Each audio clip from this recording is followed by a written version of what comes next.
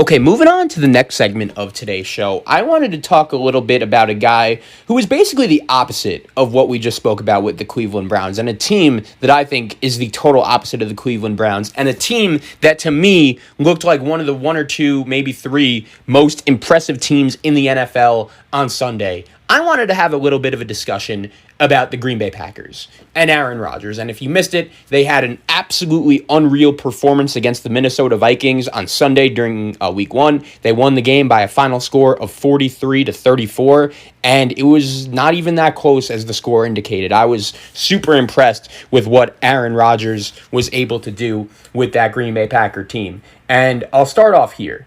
On the list of quarterbacks in the NFL who are easily motivated to have just an unreal season this year, I think Aaron Rodgers' name is on the top of that list. And on Sunday, we saw that just because someone is a little older, he's still a Hall of Famer. And this guy just finds ways to remind everyone how good he is by winning games and dropping some dimes like he did on Sunday.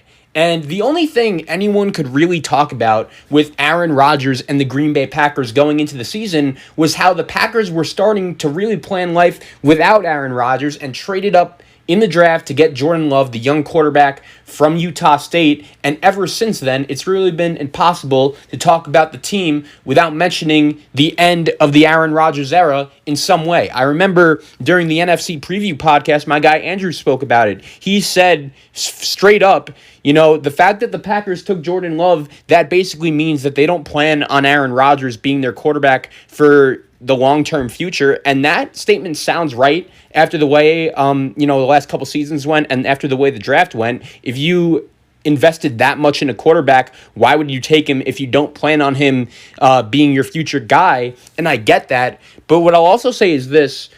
If Aaron Rodgers plays like he did the other day or anywhere close to it, he's not going anywhere in Green Bay. He'll be in Green Bay for a long time.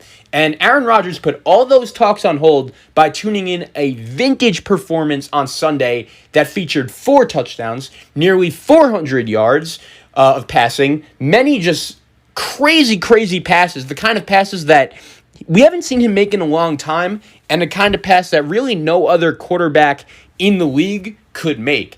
And he beat his division rival up pretty good. And there were a lot of people that were very high on the Minnesota Vikings going into the season. There were plenty of people I know that picked Minnesota to win the division, but they didn't look like it on Sunday. And Aaron Rodgers was just awesome. And we all know that during the preseason, there were reports that Jordan Love was struggling in camp a little bit, and he had to get comfortable because this team is not getting handed over until Aaron Rodgers said it is. And to be honest, it kind of looks like to me, maybe that was Matt LaFleur's master plan all along. We know also that Aaron Rodgers, and they spoke a little bit about this during the game on Sunday, right? We know that Aaron Rodgers knows exactly what it feels like to be in Jordan Love's shoes right now. Brett Favre was just a legendary quarterback for the Green Bay Packers. He was there forever. He won a Super Bowl. And all of a sudden, with a high 20s pick, mid-20s pick, in the 2005 NFL Draft, the Green Bay Packers decided to take Aaron Rodgers. And Rodgers sat behind Brett Favre for a couple of years, and their relationship was always very, very interesting. I was always curious to see how it would turn out and how exactly Green Bay would look like with Favre and without Favre. And Aaron Rodgers hasn't Packer fans that upset when they decided to draft him, because we all know what this guy has been able to do since he's been the quarterback of Green Bay. But going back to Matt LaFleur, maybe that was just his master plan all along, to anger Aaron Rodgers into, just taking all the talent and straight up just ball out this year. And we spoke a little bit about this on the show on Tuesday. Was last year, yes, I totally understand the Green Bay Packers were 13-3. But at the same time, they really caught some breaks on their schedule. And even though their schedule this year is going to be a little harder, when you look at their schedule right now, I'll pull it up for you, it's a little harder than it was last year. They obviously opened the season at Minnesota. They then host Detroit. They'll go to New Orleans, host Atlanta, go to Tampa, go to Houston, host Minnesota, go to San Fran, host Jacksonville, go to Indy, host Chicago, host Philly, go to Detroit, host Carolina, host Tennessee, and go to Chicago. That is a really tough schedule for this Green Bay Packer team. But at the same time, I think long term, that kind of schedule could help them out and could really get them ready and gain their confidence against teams that are going to be good and competitive and in the playoff hunt. Last year, that really was not the case with Green Bay at all, and I think we were able to tell specifically the two times they were on the field with the defending NFC champion San Francisco 49ers. I think we could all agree Green Bay and San Francisco in those two games really didn't look like they could be on the same field at all. It didn't really look like those games were going to be competitive from start to finish, and they never were. But I think this year, when you look at Aaron Rodgers and especially how he played on Sunday, I'm not really going to be ready to say that. And to me, the Packers kind of look like a dark horse Super Bowl contender. I'm not going to lie. And I don't want to, totally turn this into a big overreaction, but you guys know, I predicted the Packers to win the NFC North before the season started. And even though everyone says, oh, it's easy to do that when they have Aaron Rodgers, they won the division last year, to me, out of really all of the divisions in football, this was one of the harder divisions for me to make an official prediction on, because even though Green Bay won the division last year and they were very good, once again, via the eye test, they were not very good and they had an easy schedule and they looked very, very vulnerable. Minnesota was a playoff team last year. They lost Stephon Diggs, I get it, but they bring in Justin Jefferson. A lot of people like their defense to be improved. Kirk Cousins is consistent. He is what he is. And some people liked Minnesota. Some people like Chicago and their defense and Nick Foles. Some people even like Matthew Stafford, Kenny Galladay, and the Lions to make a run. And even though I picked Green Bay to win the division in the preseason, I wasn't as confident as I was, before week one and as confident as I am right now.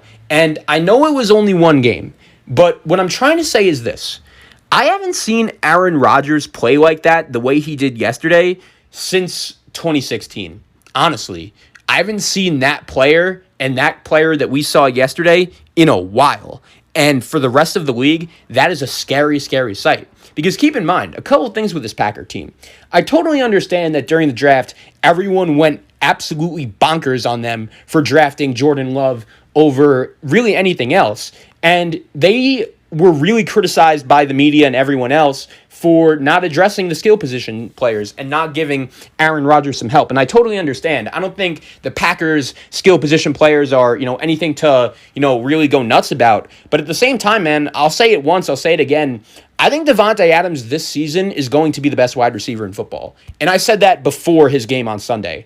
He's awesome, man. And it's going to be very hard for Michael Thomas to repeat the season that he had last year. I totally understand that. When you look at Big Mike, he's actually going to be out for a couple weeks going forward, so that hurts New Orleans. You look at DeAndre Hopkins, he was phenomenal the other day, don't get me wrong, but I think it's going to take a little more time for him and Kyler Murray to develop that same chemistry against some other teams, as similar to the chemistry Deshaun and DeAndre had in Houston. And then when you look at this Green Bay team, right?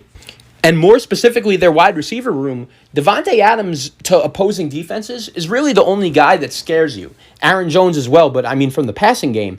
And for me, even though a lot of people are going to translate that as defenses could just really focus on Davante Adams, I'm not buying that at all. I think this guy's going to have a monster year. And once again, Aaron Rodgers was really at his peak. The best I ever really seen him play was probably at the beginning of Davante Adams' career, maybe his rookie or sophomore year, and he's just been getting better and better ever since then. Last year, he really did establish himself as one of the best wide receivers in football, and now I think he's in the conversation to be the best, especially after the game that he had on Sunday. That was phenomenal. Here's the other thing with the Packers. These guys have a good offensive line, and they could run the football. Last year was really one of the first times in Aaron Rodgers' career that he actually had a legitimate running game. I really liked what Aaron Jones was able to bring to the table for this Green Bay team. And last year, you were able to see that eventually led to more and more passes for this Green Bay team and open passes using the play action. There was a video that was trending on Twitter on Sunday during all of the games of David Bakhtiari, the left tackle for the Packers, just literally blocking the Vikings defensive line for a solid 10 consecutive seconds, and no one got anywhere near Aaron Rodgers. I think we all know if you give a guy that is as talented as Aaron Rodgers that kind of time, that is a big, big problem for your defense, and odds are he's just going to be able to carve it all up. And then also, once again, I'll mention it once, I'll mention it again. How about the defense? How about the fact that Jair Alexander in this game had a sack, a safety, and a fumble recovery? That's pretty sick for the Green Bay Packers defense. And I think last year, right, they were a good, stout defense, but they didn't really force that many turnovers. And as good as a defense as they were, I don't know, they didn't force that many turnovers. They weren't that exciting to watch. They weren't that dynamic. Even though they did give up 34 points the other day, that number is super misleading for a couple reasons. Number one, Minnesota was out of the game early, so eventually they just had to start passing the ball, and they got plenty of points in garbage time, including that Kirk Cousins touchdown to Adam Thielen. So really for the first 3 quarters of this game, when it was still competitive and when it was still up for grabs, I was really impressed with what Green Bay's defense, especially Jair Alexander, was able to do. They also brought back a lot of guys from last year's squad, including Kenny Clark, one of the best nose tackles in the game, and he got paid, and he deserved to. They also have a pretty underrated secondary, along with Alexander, who's a stud, with Kevin King and Adrian Amos. I really like the way both of those guys played. Also, Darnell Savage, the youngster from Maryland, hard-hitting safety. He could really play as well. You have the Smiths at linebacker. I like what both of those guys could do. And I got to be honest, man, I think the Green Bay Packers are a Super Bowl contender. And in the NFC, you guys know that I picked Seattle, Philadelphia, and Tampa Bay to be the top 3 teams in the conference.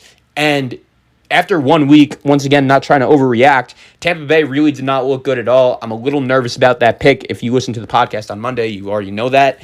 And when you look at Philadelphia, they're not healthy right now. And I don't know if they're ever going to be able to be healthy. So with that being said, when you look at the way Aaron Rodgers played and the way that this defense looked and how dynamic it was, I think the Packers are absolutely a Super Bowl contender, and now their coach has some playoff experience as well, and maybe he could learn from that. I think Matt LaFleur has done a decent job since he's been the head coach of Green Bay. I don't think last year he did that many, crazy special things, but I'll tell you what, this year with his quarterback, he'll definitely have the opportunity to do so.